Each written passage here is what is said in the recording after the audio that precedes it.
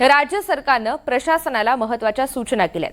ज्या ठिकाणी काही कारणास्तव ई-केवायसी प्रक्रिया करताना चुका झालेल्या आहेत अशा ठिकाणी जिल्हाधिकाऱ्यांनी पडताळणी करावी अशा सूचना जारी करण्यात आल्या। सर्व जिल्हाधिकाऱ्यांनी अंगणवाडी सेविकांमार्फत प्रत्यक्ष पडताळणीवर करण्याच्या सूचना देण्यात आलेल्या आहेत। लाडके बहीण योजनेच्या लाभासाठी ज्यांनी ई-केवायसी केलेली नव्हती त्यांना 31 डिसेंबर 2025 पर्यंत मुदत देण्यात आलेली होती, परंतु अनेक लाभार्थ्यांनी ई-केवायसी चुकीचा पर्याय निवडल्यामुळे ती पूर्ण होऊ शकलेली नव्हती। याचमुळे त्यांना लाडके बहीण योजनेचा हप्ता सुद्धा मिळू शकलेला नव्हता। यासंबंधी अनेक तक्रारी दाखल झाल्यानंतर आता राज्याच्या महिला आणि बालकल्याण मंत्री अदिती तटकरे यांनी प्रशासनाला या महत्त्वाच्या सूचना केलेल्या आहेत। लाडक्या बहिणी योजनेच्या संदर्भात अनेक महिलांना विविध अडचणींचा सामना करावा लागतोय। ई-केवायसी न झाल्यामुळे मोबाईल नंबर किंवा आधार कार्ड लिंक नसल्यामुळे अनेक लाभार्थ्यांना योजनेचा लाभ मिळत नाहीये। काही ठिकाणी सर्व्हर डाऊन आहेत, तशाही अडचणी निर्माण होत आहेत। या पार्श्वभूमीवर आमदार राजेश वकाने यांनी लाडक्या बहिणींना घाबरू नये असा दिलासा दिलेला आहे। तरी महिन्याभरात समस्या व्यवस्थित झाल्या नाही तर फेब्रुवारीच्या अधिवेशनामध्ये मुद्दा उपस्थित करणार असंही त्यांनी सांगितलेलं आहे। साधारणपणे महायुतीच्या सरकारच्या या संबंध कालावधीमध्ये आपण पाहिलं असेल तर कधी नेवळे तेवढं महिलांना त्या ठिकाणी प्राधान्य देते। इतर वेळेला 50-51% आरक्षण हे महिलांना स्थानिक स्वराज्य संस्थेमध्ये निश्चितपणाने असतं, पण कुठेही ती महिला मतदार किंवा ती वोट बँक गृहीत न धरता महिला सक्षमीकरणाचं उत्तम पाऊल हे महायुतीच्या सरकारने उचललं। पुढच्या कालावधीमध्ये ही जी सगळी शहरं आहेत तिथं अधिकाधिक महिलांना तिथं उद्योग व्यवसाय कसा देता येईल किंवा त्यांना त्या पद्धतीनं कशी गुंतवणूक करून त्यांना आर्थिक साक्षरता आपण व्यक्त केलेली आहे। कार्यकर्त्यांना संबोधन करताना कशा प्रकारे तयारी आता या ठिकाणी आपण करणार आहोत? पूर्वीपासून शहरामध्ये राष्ट्रवादी काँग्रेस पक्षाची ताकद ही राहिलेली आहे। मर्यादित असो, काही वॉर्डपुरता असो, जवळपास 30-35 नगरसेवक त्या आधीच्या कालावधीमध्ये सुद्धा आमचे त्या ठिकाणी होते। काम करत असताना आम्ही जरी महायुतीमध्ये असतो, आमचे 3 पक्ष आहेत, त्यातले राष्ट्रवादी काँग्रेस पक्ष सोडून 2 आमचे मित्र पक्ष आहेत, त्यात भारतीय पण अजून तिसरा आहे। हे सगळं असताना प्रत्येक पक्षाला आपापली संघटना आणि आपापल्या पक्षाची वाढ करणं हे त्या ठिकाणी नैसर्गिक आहे आणि ते साधारणपणे प्रत्येक पक्षाच्या कार्यकर्त्याची सुद्धा जबाबदारी आहे। आम्ही त्या ठिकाणी हाच प्रयत्न करणार की अधिकाधिक राष्ट्रवादी काँग्रेस पक्षाचं संघटन मजबूत व्हावं, अधिकाधिक त्या ठिकाणी ठाणे शहराचा महापौर किंवा तिथं महानगरपालिका स्थापन होत असताना त्याच्यामध्ये कुठं ना कुठंतरी प्रमुख भूमिका ही राष्ट्रवादी काँग्रेस पक्षाची सुद्धा असावी, असाच प्रयत्न कार्यकर्ते आणि पदाधिकारी म्हणून या ठिकाणी होणार। वादग्रस्त विधान देतात त्याला कुठेतरी अजित पवारांनी नोटीस बजावलेली आहे, तरी सुद्धा थांबत नाही। त्यामुळे कशा पद्धतीने पक्षश्रेष्ठी आणि दादांनीच त्या संदर्भातलं उत्तर दिलेलं आहे आणि त्यांना जी काही नोटीस असेल किंवा जी काही पक्षाकडण्याची समज आहे ते आदरणीय दादा असतील, प्रदेश अध्यक्ष असतील, आमचे वरिष्ठ नेते त्यांच्या पाठीवर त्या ठिकाणी ते घेतील। काही पालकमंत्री पदाचा तिढा सुटलेला नाही।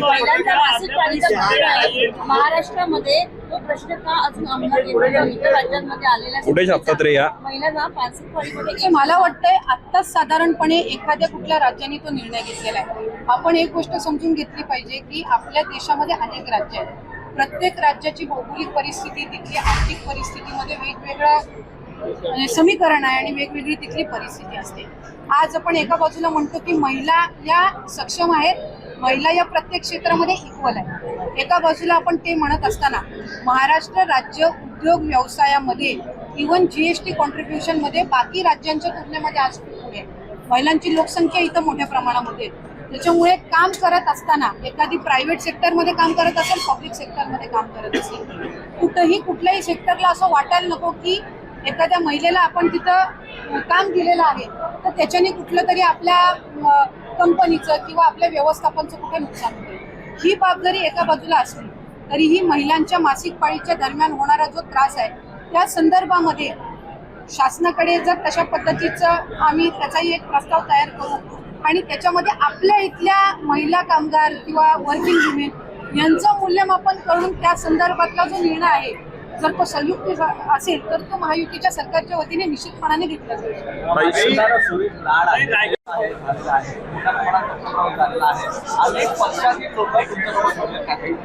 प्रामुख्याने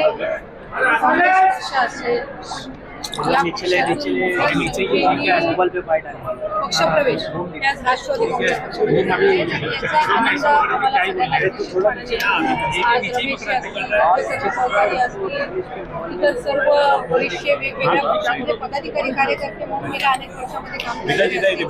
कुठे ना कुठेतरी अजितदादांच्या नेतृत्वाखाली राष्ट्रवादी काँग्रेस पक्षामध्ये अधिकाधिक त्यांना काम करण्याची इच्छा आहे आणि या दृष्टिकोनातून आज हा पक्षप्रवेश ठाणे शहरातील त्या ठिकाणी वेगवेगळ्या पक्षाच्या कार्यकर्त्या पदाधिकाऱ्यांचा असंख्य त्यांच्या सहकाऱ्यांसोबत झाला. आज परंतु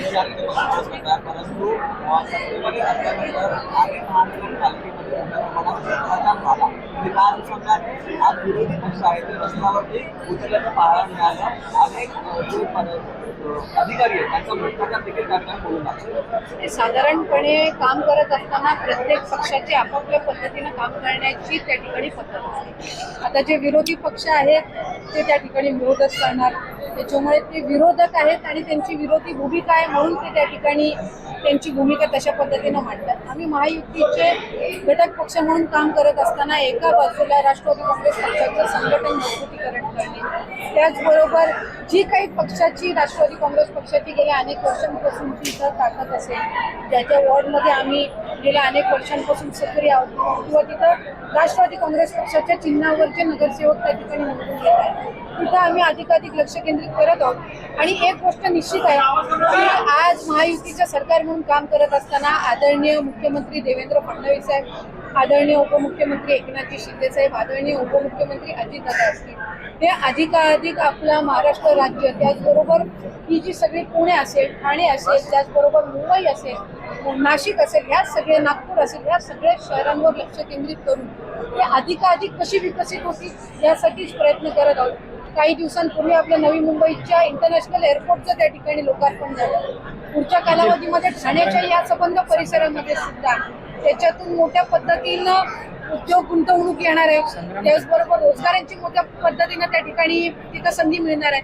त्यामुळे ह्या सगळ्या गोष्टींकडे आम्ही लक्ष केंद्रित करत आहोत.